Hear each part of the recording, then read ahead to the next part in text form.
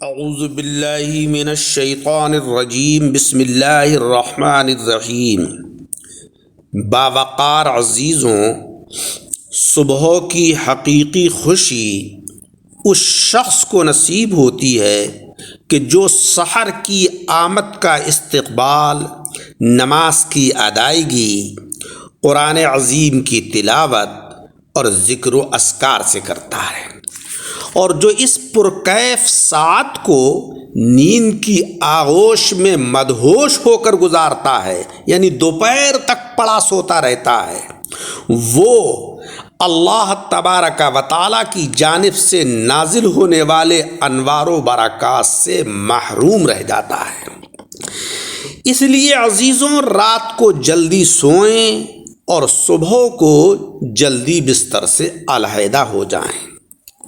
جناب رسول مکرم صلی اللہ علیہ وسلم کا ارشاد عالی ہے کہ مولا تبارک و تعالیٰ فرماتا ہے کہ میں نے آپ کی امت پر 5 نمازیں فرض کی ہیں، اور اس بات کا عہد لیا ہے کہ جو شخص ان 5 نمازوں کو وقت پر پابندی سے ادا کرے گا تو اس کو جنت کی نعمتوں میں داخل کروں گا، اور جو ان نمازوں کو پابندی سے ادا نہیں کرے گا تو اس کے لیے میرے پاس کوئی عہد، کوئی وعدہ نہیں ہے۔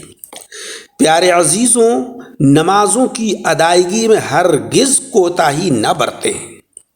کہیں ایسا نہ ہو کہ ہم اللہ تبارک و تعالیٰ کے اس عہد سے، جس میں کہ مولا رب العزت نے جنت کی نعمتوں سے ہمیں مالا مال کرنے کا وعدہ کیا ہے، اس سے ہم محروم رہ جائیں۔ فرض نمازوں کے بعد سب سے افضل نماز تہجد کی نماز ہے۔ اگر ممکن ہو تو اس نماز کا بھی اہتمام کیا کریں۔ حضور علیہ الصلاۃ والسلام فرماتے ہیں کہ 5 چیزوں کو 5 چیزوں سے قبل غنیمت سمجھیے۔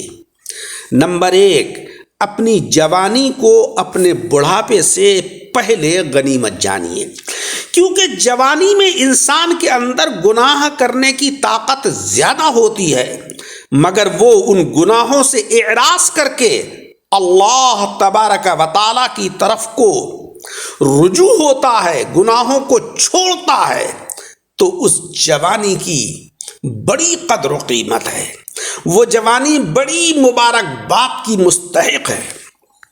لہذا جوانی کو اپنے بڑھاپے سے پہلے غنیمت جانیے۔ بڑھاپے میں انسان صحیح طریقے سے کثیر تعداد میں عبادت بھی نہیں کر پاتا ہے، اور جوانی میں انسان کے اندر طاقت و قوت ہوتی ہے، وہ کثرت سے عبادت کرتا ہے۔ نمبر 2، اپنی صحت کو مرض سے پہلے، صحت اللہ تبارک و تعالیٰ کی عظیم نعمت ہے، اس عظیم نعمت کی ناقدری نہ کیجیے۔ بقدر ضرورت آرام کیجیے، بقدر ضرورت کھانا کھائیے، سیر و تفریح بھی کیجیے تاکہ صحت قائم رہے۔